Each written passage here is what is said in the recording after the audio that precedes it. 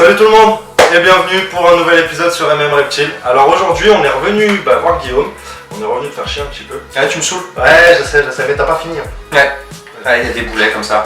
On s'en débarrasse pas. Hein. Non mais jusqu'à la fin. C'est foutu. Donc voilà, on est revenu chez Guillaume parce que on s'était dit qu'au niveau de la présentation de la mutation 1K, on était resté un petit peu vague. On a pu vous montrer notamment les petits au moment de la parturition de sa femelle, mais c'est vrai qu'en termes d'explication, on a un petit peu survolé la chose. Du coup aujourd'hui Guillaume va pouvoir vous montrer correctement sa femelle, qui maintenant à mi-bas a eu le temps de se remettre, qui a déjà recommencé à se nourrir un petit peu, donc tout ça Guillaume vous l'expliquera. Et puis il va pouvoir détailler un petit peu plus concrètement ce qu'est la mutation 1K sur les petits qui ont tous effectué leur première mue et qui du coup commencent à révéler un petit peu leur couleur. Alors évidemment on n'est pas encore aux couleurs qu'ils auront définitivement, hein. Mais ça commence un peu à bien c'est à la fois très parlant la première mue, vous allez voir par rapport à l'autre vidéo où ils sont nés, il y a tout un monde qui se passe sur la première mue, mais on est encore à des années-lumière effectivement de ce que ça devient. Je pense que c'est vers 6-7 mues que tu commences réellement à voir un petit peu l'avenir de ton boa. La vraie couleur se dessiner. Comme on dit, il y a plusieurs choses qui sont connues. Au début, les bébés ont une couche de gris. On l'a vu énormément sur les classiques, sur les formes classiques, et ce gris disparaît au fur et à mesure des mues.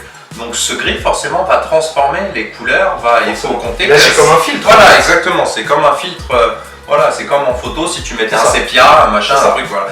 Donc ce gris, il faut s'en débarrasser, ça cache les couleurs, et souvent sur les formes hippo, sur les formes sous ce gris va se développer les belles couleurs pastel, les oranges, les machins, donc on est loin du compte, effectivement. C'est ça, mais ça commence à ressembler quelque chose, on va dire. Et effectivement, par rapport à ce que tu disais, par rapport à la vidéo, c'est vrai que vous êtes nombreux, moi, à me l'avoir demandé personnellement, en MP. À l'évidence, c'est une mutation qui n'a pas l'air d'être très très connue encore en France. Ce qui est normal, puisqu'il y a eu très peu de reproduction en Europe d'un cas. Crossé, pas crossé, je parle juste de la mutation. Et c'est pas une mutation. C'est une mutation, je l'avais déjà dit, qui coûtait encore énormément cher il y a peu de temps, et même maintenant, ça coûte encore une blinde. Donc forcément, c'est peu répandu, c'est peu... Et donc vous êtes beaucoup à m'avoir demandé, mais c'est quoi exactement la cas? On va essayer de voir ça, on va essayer de disséquer comme je fais, comme... ce qui est, voilà, d'essayer de détailler vraiment dans le détail c'est quoi la mutation 1K, pour que vous ayez une meilleure appréciation de cette mutation qui est peu connue, quoi, voilà. Et voilà les copains, donc c'est parti, comme d'hab. Je vais laisser la parole à Guillaume et puis moi je vais prendre l'appareil pour pouvoir vous montrer tout ça de près. Allez, on est parti.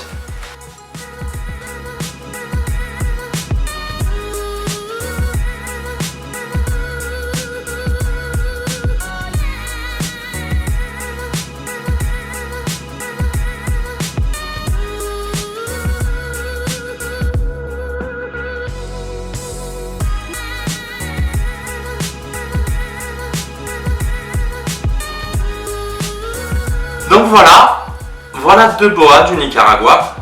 C'est deux boas de la même portée, c'est deux frères. On a la forme classique là, ici. Et à gauche, on a la mutation 1K. Donc là, déjà, les différences de couleurs se voient déjà à ce stade-là. Comme je dis, surtout le classique, là, qui est grisouille. Le grisouille va partir et va être beaucoup plus dans les beiges, beaucoup plus dans les clairs. Donc, à la limite, la différence déjà que vous voyez d'entrée de jeu entre les deux, de couleurs, va se sentir de plus en plus avec l'âge, quoi. Ils seront encore plus différents l'un de l'autre à l'âge adulte. Les noirs vont se renforcer sur l'Inca, et celui-là va devenir de plus en plus clair. Donc déjà, on va juste les regarder et voir effectivement, apprécier un petit peu les différences comme ça, dans l'ensemble, quoi. Premier truc qu'on remarque, je dirais que c'est ça, c'est que la mutation 1K est une mutation mélanique. C'est l'une des premières choses que l'on remarque, c'est que celui-là est quand même beaucoup plus noir. La deuxième chose que l'on va remarquer probablement, je pense, c'est que celui-là a beaucoup plus de patterns. Il a vraiment un pattern exagéré. Vous voyez, là, c'est beaucoup plus aérien sur celui-là que sur celui-là, c'est beaucoup plus dense. C'est le côté qu'on va trouver de type Motley. C'est pour ça qu'on va dire que la AK est une mutation de type Motley. C'est qu'il y a vraiment une augmentation et un lignage du pattern qui est assez évident. Voilà. Maintenant, on va rentrer un petit peu plus dans le détail. Alors moi, la mutation 1K, c'est pour moi une des mutations les plus efficaces. Et pourquoi? Parce que c'est à la fois une mutation de pattern et c'est à la fois une mutation de couleur. Et au niveau de la mutation de pattern, c'est vraiment une mutation extrêmement efficace dans le sens où le boa est archi-mutant, quoi. Elle mute tout, hein. Elle mute vraiment... Vous allez voir, on va le détailler, elle mute toutes les parties du corps. Elle mute aussi bien la tête que la dorsale, que les côtés, que le ventre. On va voir en fait que tout devient mutant, quoi. Il y a des mutations de pattern qui sont assez subtiles. Je pense au leathertail par exemple, qui va juste vous muter la queue et qui va vous rendre la queue, comme sur un Inca, hein, parce que l'Inca est leathertail aussi. Vous voyez, leathertail, ça c'est un boa classique. Vous voyez, il y a une ocelle, 2 ocelles, 3 ocelles, elles sont séparées. La queue là est normale. Ça c'est une queue normale d'un boa classique. Un leathertail, c'est ce qu'on appelle... Vous voyez, ça, là l'ocelle qui faisait un simple rond sur un classique ne fait plus un rond. Elle est lignée avec l'ocelle d'après. Elle est rejointe sur les côtés et ça dessine un carré au milieu. Donc il y a des mutations comme ça qui vont faire juste ça, juste la queue. La mutation 1K en mutation de pattern est bigrement efficace parce qu'elle mute tout, quoi. Donc on va détailler ça un petit peu pour que vous ayez une meilleure appréciation de l'Inca, quoi, tout simplement. On va commencer rien que par la tête. Regarde-moi les deux têtes. Déjà rien que sur la tête, on voit que le pattern est mutant. On voit à la fois... ça je l'ai dit, la mutation de couleur, c'est-à-dire que si vous regardez la croix d'impérator qu'il y a sur le classique là, donc là je vous rappelle, c'est la garde de l'épée, et puis là il y a l'épée, et là ça dessine souvent une garde qui remonte sur les 2 yeux. Vous voyez que sur l'Inca, c'est à la fois beaucoup plus contrasté, beaucoup plus foncé, hein, l'épée est beaucoup plus noire, et elle est aussi beaucoup plus épaisse. Hein. Si vous regardez bien, le trait est 3 fois plus épais et dessine des petites circonvolutions là qui sont, et souvent il y a des points en inclusion à l'intérieur. Je vais vous montrer d'autres phénotypes, d'autres spécimens qui ont des points en inclusion. Ça rappelle énormément le marquage de tête que l'on peut trouver sur d'autres bois. Je pense notamment au Tarahumara, je pense au marquage de tête des Sonora. Je pense même au Longicoda qui présente cette particularité d'avoir, tu sais, une épée qui forme un peu des trèfles, quoi, qui ont vraiment comme là, hein, et avec des points en inclusion généralement à l'intérieur. Donc même déjà, commençons par la tête, rien que la tête est déjà émutée. Particularité aussi, même le dessous de la tête est muté. Regardez le dessous de la tête. Normalement, on voit des énormes trucs sur le côté, même le pattern de... Ça, c'est l'Inca. On va essayer de vous faire la même avec le classique.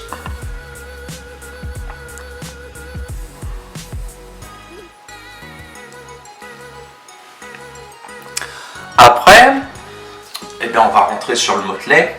Donc, je vous rappelle... Si on regarde bien les ocelles d'un classique, en fait, comment c'est dessiné les ocelles d'un classique sur le Nicaragua? Si vous regardez bien, là, ça fait un losange, là, un deuxième losange, et les 2 losanges, en fait, se joignent par un demi-cercle comme ça, assez incurvé. On a vu que ce demi-cercle pouvait être plus pointu, mais c'est toujours 2 losanges qui se connectent au milieu. On voit direct que sur l'Inca, on voit sur l'Inca, la forme même d'une ocelle n'a plus rien à voir. Là, on a un simple rectangle très allongé. On voit que l'ocelle, déjà, regardez comparativement, est 2 fois plus longue, enfin 1,5 fois plus longue que sur le classique. Et elle ne présente pas ce double losange qui serait joint au milieu par un demi-cercle. Hein. C'est vraiment... Vous voyez, ça fait un truc beaucoup plus... géométrique, quoi. Beaucoup plus géométrique, exactement. De loin, ça peut ressembler à des mutations comme ça. Il y a d'autres mutations qui augmentent le pattern et qui fait les trucs plus gros. Je pense à l'Aztèque, je pense à ces trucs-là. C'est quand on détaille pas trop, on peut confondre avec d'autres mutations comme ça. Voilà, une mutation vraiment de pattern. Les ocelles changent forcément puisque les ocelles changent. La forme des ocelles change, forcément ce qui va être enfermé entre deux ocelles va changer aussi. C'est-à-dire que sur le classique, vous aurez un ovale parfait. Et bien forcément, sur l'Inca, du coup, entre deux ocelles, vu que le bout est assez rectangulaire, et bien l'ocelle elle-même sera la plupart du temps carrée. Vous voyez, entre deux ocelles, le marquage, comment il est très géométrique aussi, de nouveau. Là, on va voir que selon... il y a différentes formes d'expression d'Inca. Donc, ça ne forme pas forcément ce... Ça, c'est une des formes d'expression de l'Inca, hein, quand ça dessine entre deux ocelles vraiment un carré. Des fois, les ocelles, là, forment une pointe au bout, ce qui change l'aspect qu'il peut y avoir. Je vais vous en montrer d'autres pour vous montrer. C'est pas forcément... ça, c'est une des formes d'expression. C'est assez marrant d'ailleurs de voir la variabilité d'expression hein, de la mutation. Ça, on l'a vu pendant la mise bas, hein, quand on a regardé les petits. D'ailleurs, ceux qui ont vu la vidéo ont dû le voir aussi. C'est vrai qu'il y a une assez... comment dirais-je, une palette assez... oui, il y a toute une richesse d'expression de la mutation. Hein. Merci, ouais. C'est assez incroyable. Je vais vous en montrer un justement là avec les petites... ça peut être... J'ai vu aussi, j'en ai pas là dans ma portée, il y a aussi une des formes d'expression d'un cas où ça dessine entre deux ocelles un rond. Je pense au spécimen de Richard Del Bono qui a des spécimens comme ça, Da Vinci Boa. Je pense au spécimen que tu pourras nous mettre en photo de Thierry, je crois que il a Reptile Dream. Le spécimen de Thierry a vraiment des ocelles par contre tout à fait rondes. Moi la mère avait des ocelles carrées, elle m'a refait des ocelles entre deux ocelles vraiment carrées. Elle en a fait aussi d'autres différents. On va voir quelque chose de différent. Justement, j'en parlais, eh bien, avant d'ouvrir ma bouche, il faudrait que je regarde mes boas.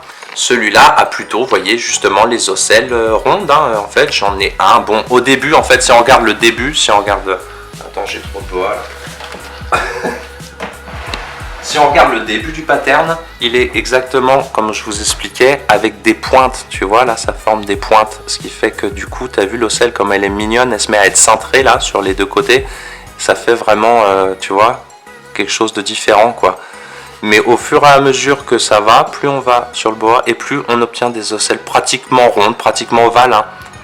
La petite pointe... disparaît et là sur la fin on a pratiquement des ocelles, enfin des ronds plutôt entre deux ocelles qui sont assez ronds. Hein, On retrouve aussi la particularité du Nicaragua, hein, beaucoup de spécimens Nicaragua entre deux ocelles, là dans cette partie qui va être assez blanche, assez beige à l'âge adulte, ont un petit point en inclusion. Tu vois là les petits points à chaque, ça c'est typique du Nicaragua.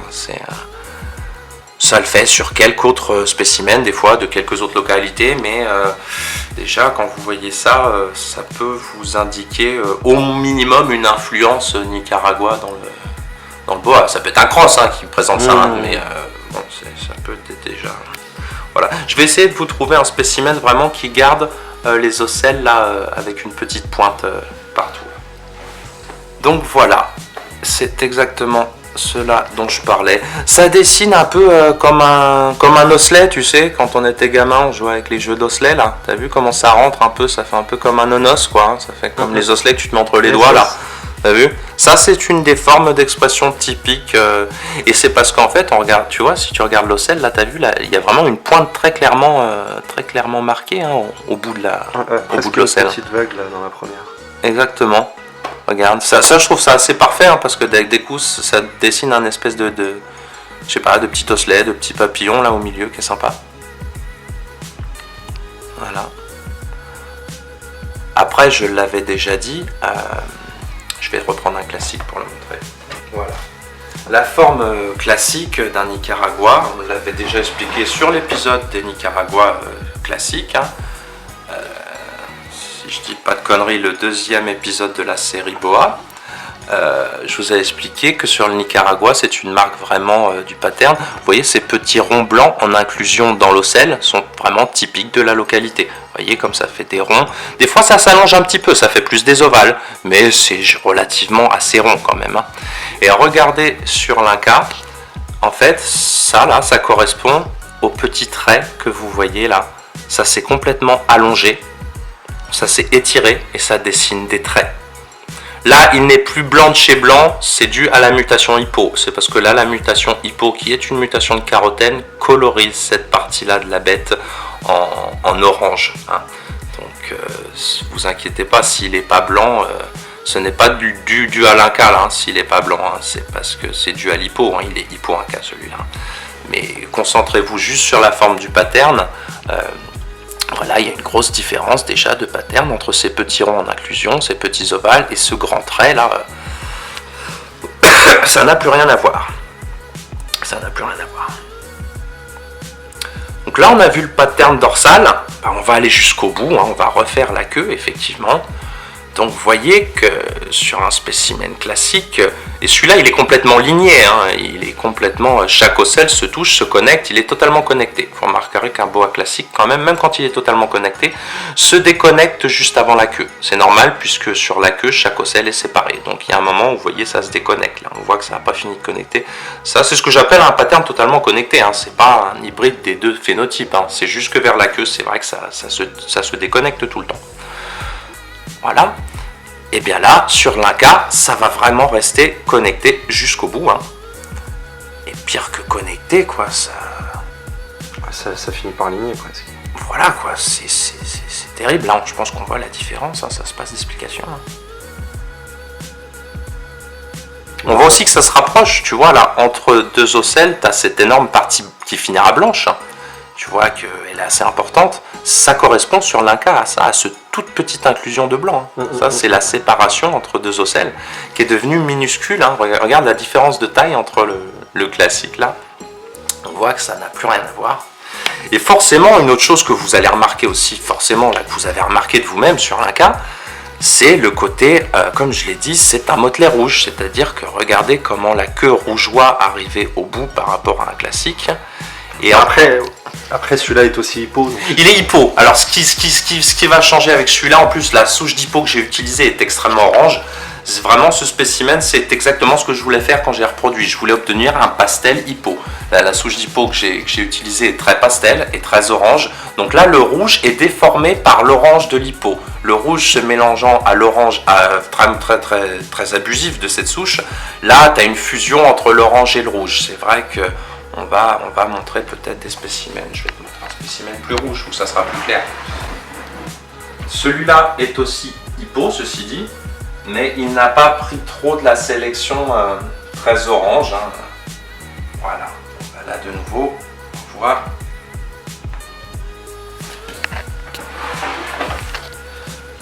On voit le côté, voilà quoi. Là, je pense qu'on le voit. Et on le voit très très bien parce que sur un classique, ça serait aussi rouge. Un classique Inca, hein, j'entends. Hein, sur un Inca tout court, voilà, on va être plus précis, sur un Inca tout court, ça serait tout aussi rouge. Tous les Incas ne sont pas égaux. Il y en a des moins rouges que d'autres. C'est aussi une sélection hein, qui peut se perdre. Hein. J'ai vu des Incas qui finissent par naître tout noir hein, et qu'oublient à peu près le rouge. Hein. Bon, c'est vrai que ça se voit mieux sous forme hypo. Parce que sur la queue d'un hippo, c'est vrai qu'il y a un petit délavement hypomélanique, ça retient un peu de noir. Donc là, sous forme Inca, il y a ce même rouge, mais qui serait caché sous du noir, donc on aurait du mal à le percevoir. Enfin, on aurait du mal, pas à la naissance, hein. Plus à l'âge adulte. Hein. C'est dommage parce que là, vu qu'on est juste devant la fenêtre, en fait, ça fait presque un peu trop de lumière quand t'es sur eux. On va voir ce même rouge, mais sous forme Inca normale. Hop, viendez là. Donc là, on voit, comme je vous le disais, sous forme Inca tout simple, le noir va gâcher beaucoup plus le rouge. Maintenant, si vous regardez les flancs de la queue, on le perçoit quand même le rouge. On le perçoit quand même sur les ocelles. Là, vous voyez, bien sûr, les petites parties qui ne sont pas couvertes de noir vont finir par se couvrir. Hein. Quand il y a autant de noir comme ça autour, ça finira aussi couvert. Hein. Et par contre, on peut évidemment découvrir ces couches de noir tout simplement en ajoutant de l'albinos T+. Hein. Par exemple. C'est sûr que sous forme albinos T+, ces couches de rouge, les couches de noir ne poseront plus de problème pour voir le rouge. Hein. Donc voilà, là on a vu à peu près tout le pattern dorsal. Je vais juste revenir sur le côté motelet, que les gens comprennent pas toujours. Comme je disais, dès qu'ils voient un boa aux ocelles connectées, les gens pensent souvent que c'est un motelet. Non, on l'a vu chez Lénique, il est pattern connecté et le pattern de phénotype sauvage de base. Hein. Mais ceci dit, quand on l'observe de près, quand on le dissèque, on se rend compte qu'on ne peut pas confondre une mutation de type Motley et un simple classique aux ocelles connectées. Ce n'est pas possible de confondre les deux. Il ne faut pas avoir regardé le truc pour de vrai. Je suis assez d'accord. Il ne faut pas l'avoir regardé pour de vrai. Regarde ce que ça fait. Un pattern connecté de classique, en fait. Tu as une ocelle, tu as une deuxième ocelle. Comme je dis, si l'ocelle tu la dissèques, en fait c'est deux losanges.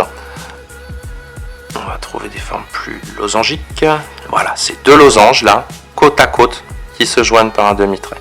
Et ces losanges, vous voyez, ils font une pointe hein, comme un losange. Et là, un autre losange. Et ces deux losanges se joignent par un truc très très fin. En fait, c'est les deux pointes qui viennent se toucher, quoi. Tout simplement, les deux pointes des losanges se touchent. C'est comme ça que la connexion se fait, ni plus ni moins. Bon, regarde maintenant un cas. Regarde la connexion, la finesse, c'est juste un seul rang d'écaille, hein. C'est juste une seule écaille hein, qui fait le lignage. Hein. Là, regarde l'épaisseur du côté.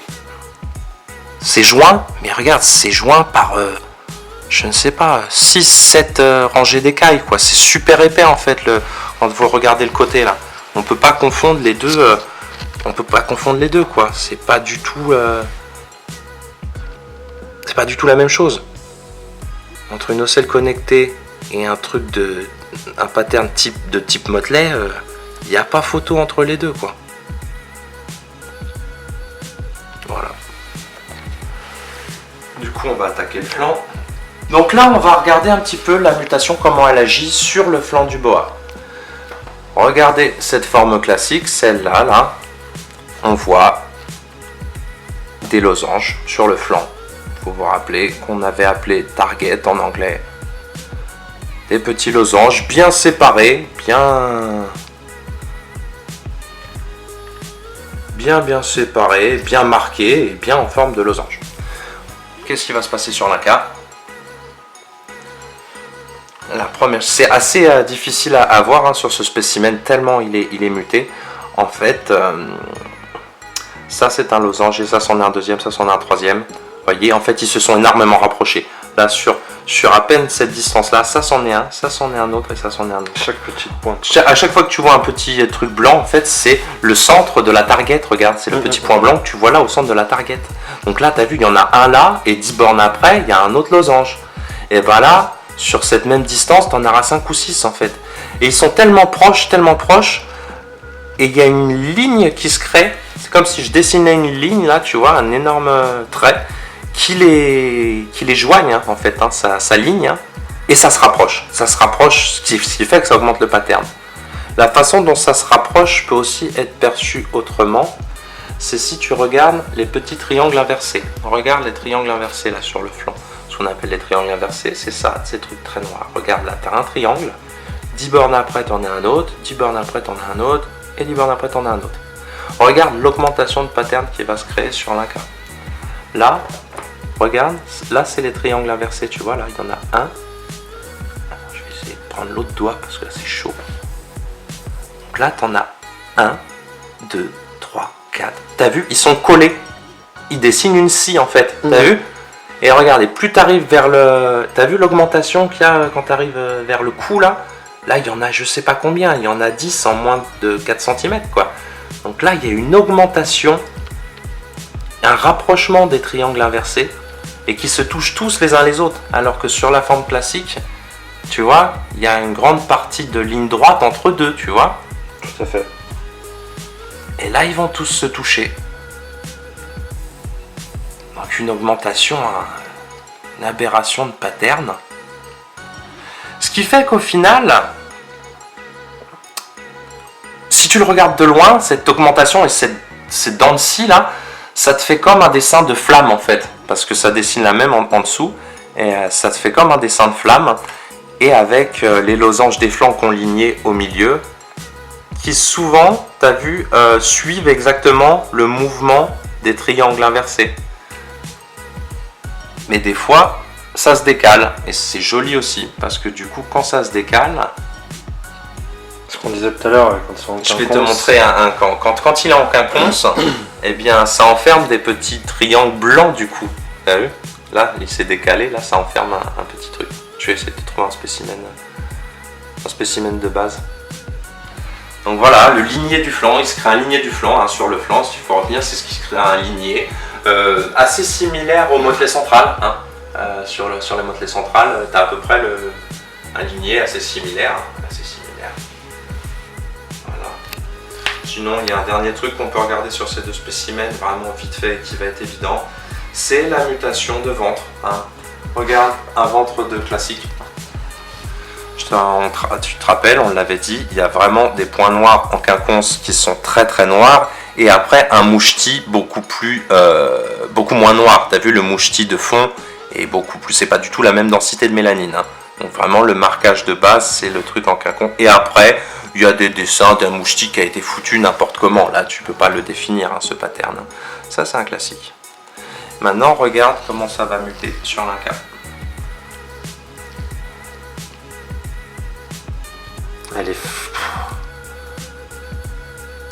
Ça crée une autoroute entière, quoi. Ça te crée un truc. Ça ligne aussi. Ça ligne jusqu'au bout, hein. Remarquez bien, regardez vers la queue et tout, ça alignait vraiment. Il n'y a que dessous le cloaque que ça a à peu près la forme d'un boa normal. Et il est en train de courir, lui. Je t'avais dit que ça court quand tu l'as. Ça se met bien. Tu peux remarquer sur celui-là aussi, t'as vu, et du coup ça dessine deux lignes sur le côté, deux river stripes, hein, ouais, presque sur le ventre, hein, t'as vu. Tu vois que ce river stripe est totalement rose, hein. Donc ça peut être un boa du Nicaragua qui présente, tu sais, un flanc très rose, hein, c'est possible, hein. Ou peut-être que c'est apporté par la mutation, là je pourrais pas trop dire.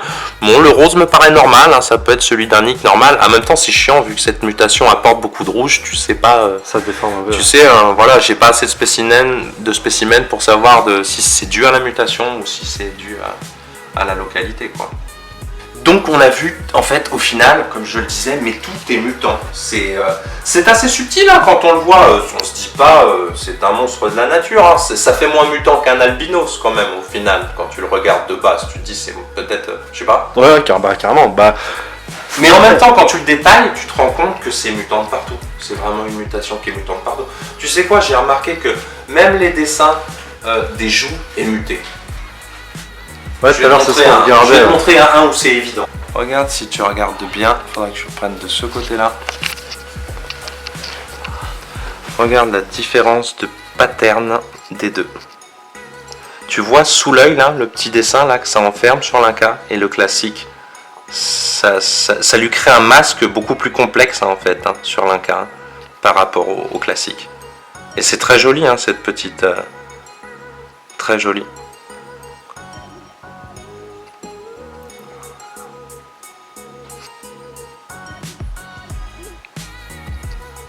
Là, le masque, là, vraiment, c'est magnifique, hein. À petite taille comme ça, bébé, ça se voit pas terriblement. Plus votre... mais quand je sors mon adulte, ça se voit, ça saute aux yeux qu'elle a un masque différent, quoi. Ouais. C'est vraiment mutant de partout. Sur ce spécimen qui est hippo, tu vois, le lignage, regarde, est évident, est beaucoup plus clair et beaucoup plus propre. Beaucoup mieux dessiné que sur le simple Inca que je te montrais. Tu vois bien que chaque losange des flancs aligné et est traversé par un trait médian qui les ligne tous, quoi. Des fois là sur mes hippos Inca, vous allez voir que c'est pas ligné. C'est parce que les deux mutations se battent entre elles. La mutation Inca vous ligne tous les flancs, c'est certain. Ce qui se passe là, c'est que ma souche d'hippo est très efficace, très dominante aussi. Et en fait, les deux se battent pour exprimer leur mutation. Et du coup, l'hippo empêche des fois l'Inca de s'exprimer. Des fois, il y en a, c'est l'hippo qui gagne, des fois c'est l'Inca qui gagne. C'est des questions d'après de plusieurs mutations qui cherchent à s'exprimer en même temps. Donc là, on a bien le ligné du flanc. Voilà, regarde les losanges d'un classique et les losanges d'un hippo Inca. Bon ben voilà, c'est plus du tout la même bête. Comme je te disais, ce spécimen, on va pouvoir lâcher le classique.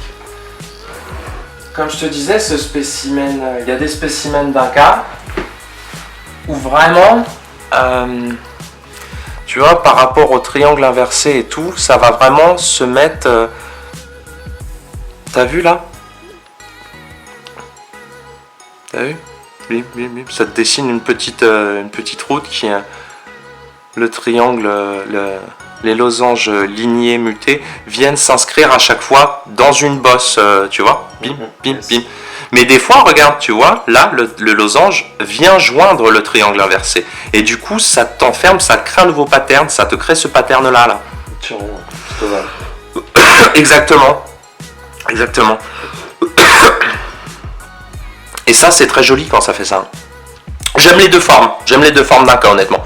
J'aime la forme comme ça.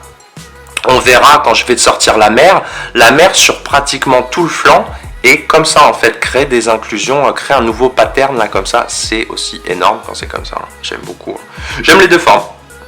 Je pense que celle-là, c'est la plus classique, hein, quand le losange vient vraiment se mélange parfaitement. L'autre forme est peut-être plus rare.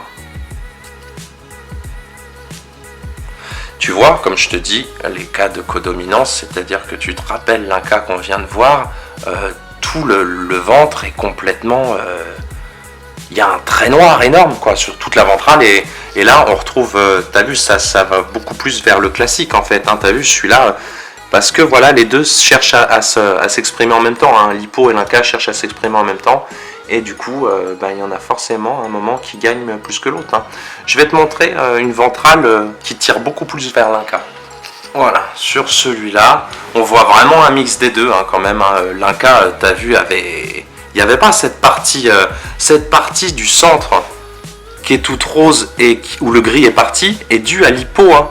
On a vu que l'hypo dégageait sur le ventre, le milieu du ventre, et faisait s'exprimer que sur les côtés. Et un classique, tu vois, on retrouve, si tu regardes bien, tu retrouves le pattern du classique en fait. Ouais. T'as vu là, ça, ils sont plus noirs là, plus foncés là. T'as vu, c'est les trucs en quinconce, mais au final tout aligné.